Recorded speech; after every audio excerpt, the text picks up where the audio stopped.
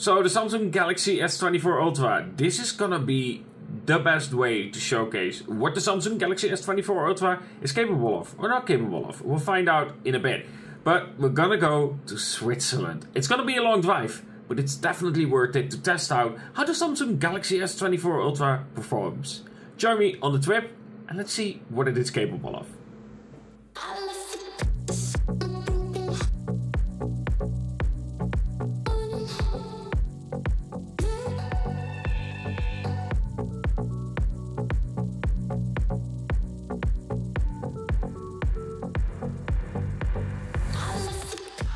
Alright, so it's pretty much 2 in the night. Still have about 5 hours of driving left. I would arrive at 6:31. I do want to capture the sunrise where I'm going, especially with the water around it. That would be beautiful, but else I can always have it tomorrow morning.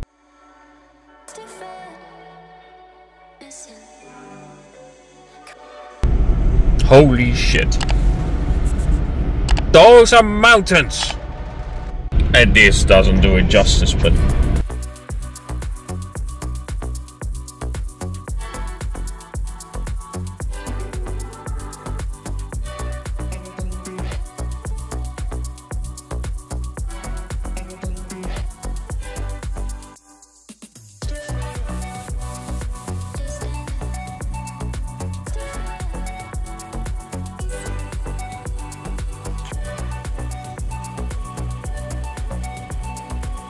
room, I got a free upgrade. See, bath, nice tea,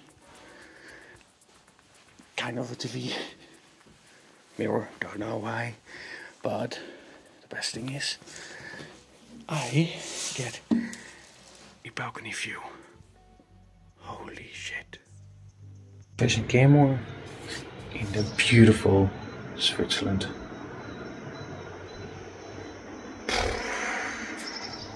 I'm gonna take a lot of pictures today, but first I gotta sleep. Total drive was about 12 hours, so I need a rest.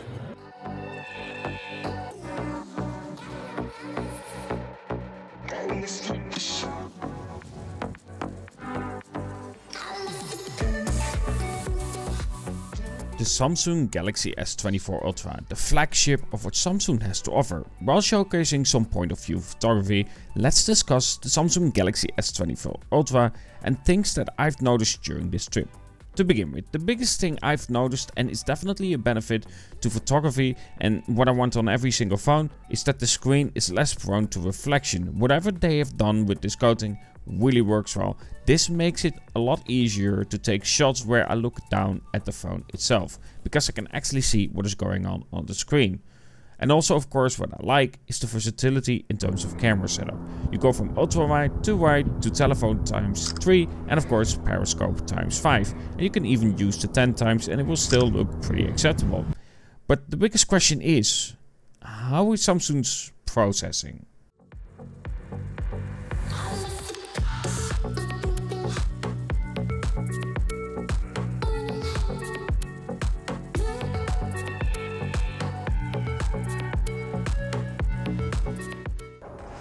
Now, when it comes to the Samsung, of course, most people will use automatic, but based on what I've seen, it is actually expert RAW that you want to be at.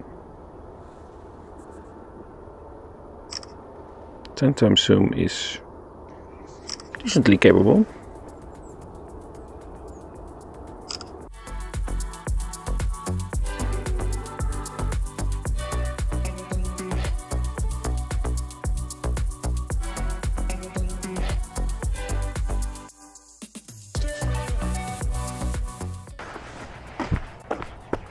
Holy shit.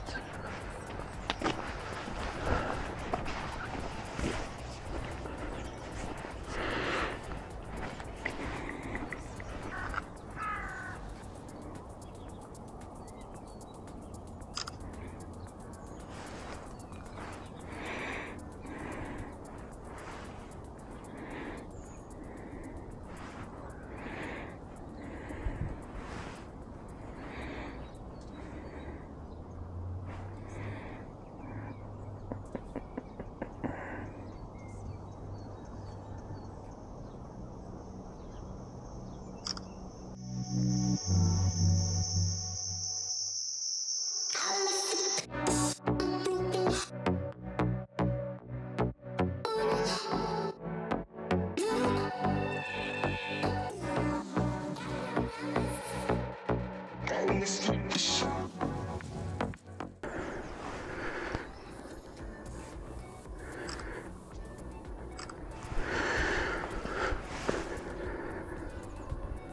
so.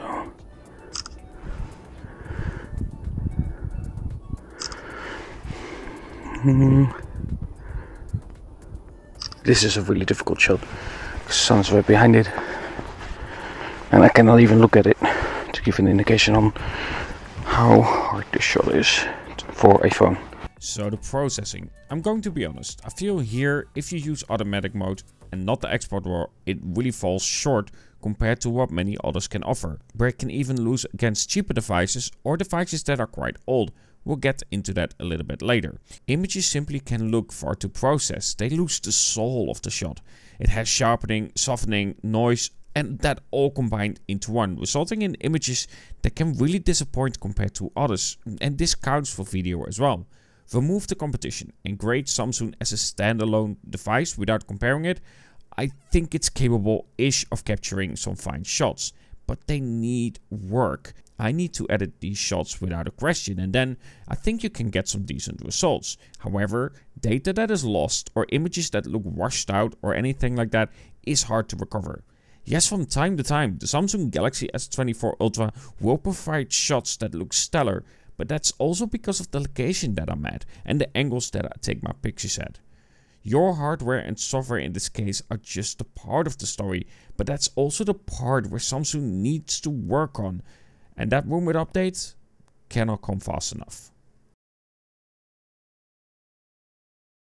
Now, as I alluded to before, there is somewhat of a saving grace for the Samsung Galaxy S24 Ultra, and that's Expert RAW. This Expert RAW is a separate app that you can directly download via the camera app on the More on the right side.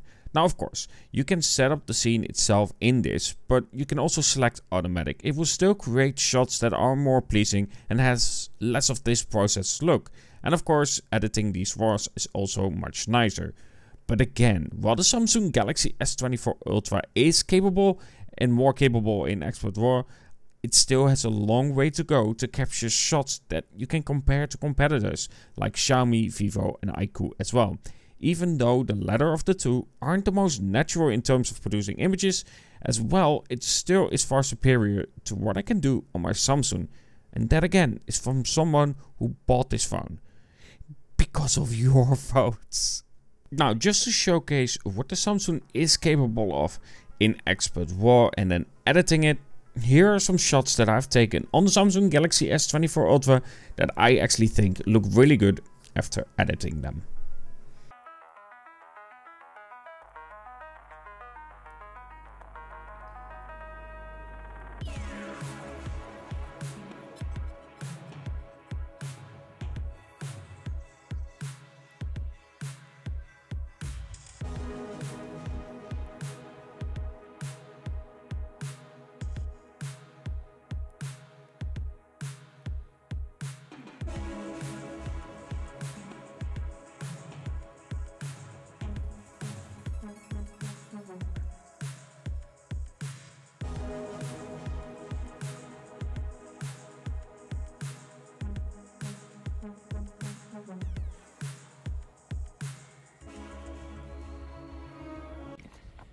Okay, 60 frames per second.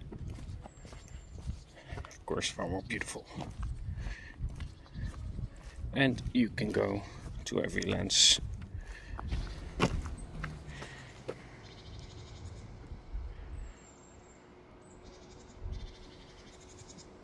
Awesome. 8K is limited to 30 frames per second, and while you can record 8K 30 frames per second with the periscope, you cannot change it while filming in 8K and 30 frames per second. Alright, let's get into a little bit more of a depth and compare the Samsung Galaxy S24 Ultra a little bit with video and the Xiaomi 13 Pro and see how they stack up. Because of course the Xiaomi 13 Pro is one of the best that you can buy currently if you love photography. So let's see how it comes when you compare the Xiaomi 13 Pro versus the Samsung Galaxy S24 Ultra. It's gonna be a short one. We're gonna do more in a more dedicated video comparing both of them. This is just a simple one to see those two comparing. Xiaomi 13 Pro versus Samsung. It's the same as the Mi 11 Ultra. Contrast far superior on the 13 Pro. Samsung looks over sharpened. Mountain doesn't have anywhere near the detail that the Xiaomi does. Alright, I said the Xiaomi 13 Pro is one of the best out there, and clearly it's a little bit of punching up for the Samsung, but that's fine. Again, the 13 Pro is one of the best that you can buy on the market right now, and I think it's still an excellent phone. So let's just look at a little bit of an older device. The Mi 11 Ultra. Surely the Samsung will beat it there, especially in details and so on, right? I really like the contrast on the Mi 11 Ultra. The shadows have more prominence to it, is that the right word? But they stand out more, which I like. Samsung is trying to kind of remove them. Kind of that feel it gives. I like the contrast between shots, and Samsung doesn't really do that well. Also, the mountain seems far more detailed on the Mi 11 Ultra than on the Samsung.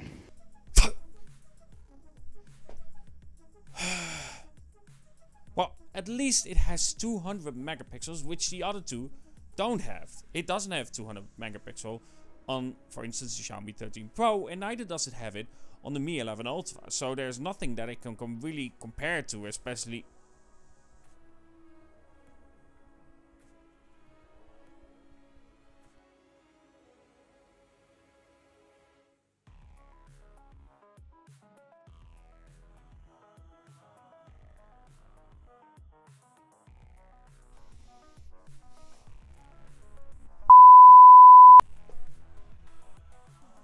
I paid a lot of money for this phone. That nuance out of the way. There's one saving grace for the Samsung, and that is definitely export RAW. I've been sitting behind my PC looking at the images that I've taken on the Samsung, and yes, I still think that their processing isn't good. It lacks any character to it. It lacks any proper processing behind the scenes itself, whatever Samsung is doing. And I know there is AI and whatnot that you can use to move stuff around, but I don't care for that. It's not proper photography, if you ask me. Even if it was perfect, which it isn't, I still wouldn't use it. It's not for me, and I can understand that some people might like to use it, but for me it's not a thing. But when it comes to the Samsung Galaxy S24 Ultra, if you really want better results, and if you love photography, you need to use export RAW. And I know it's setting it up more. You can use some other settings in there, which does kind of help, but when it comes to their processing of images and in some cases video, it just isn't comparable to some other phones out there. Especially if you look at the competitors that are coming from China, bad China. When it comes to that, I think that the Samsung is kind of lackluster, especially for the price that you are paying for it. This is an Ultra device, and when it comes to the camera, it just is an Ultra. I like the versatility of it, having a ultra wide, 3 times, 5 times, and then technically at 10 times. It's of course quite a bit digitally, but when it comes to that, I like the versatility of it. The 13 Pro, for instance, of mine, of course, doesn't have a zoom past the 3.2 times zoom, and therefore I would say, yeah, that works. In terms of video recording, having those lenses there, right there, where you can just quickly swap around them, is really good. 4K 60 frames per second going to, of course, the periscope is really good. I like the possibility and the versatility of it. It's just that the result, that is quite lackluster and not for me. And I think for the phone that you are getting, that update that is rumored needs to happen fast. Either way, I hope you enjoyed this video. I really tried liking it, but honestly, Samsung has a lot of work left to do when it comes to their camera department. Tech Tablet asked the question, which brand should they collab with, or should they collab with a brand? And I said Canon straight away, because my god, they need help. They really need help. I hope you enjoyed the trip, and I hope you enjoyed at least the beautiful views that we have in Switzerland. When I say we have, I mean I don't have it. If I look outside now, the only water I have is shit water. And no mountains. It's a pebble on the road, that's our mountain in the Netherlands. Either way, I hope you enjoyed this video, and yeah, I really wish Samsung performed better here because I did pay quite a bit of money for the phone. So yeah, hopefully that update will come soon and we get some better results out of it. Anyway, have a good one and talk to you guys in the next.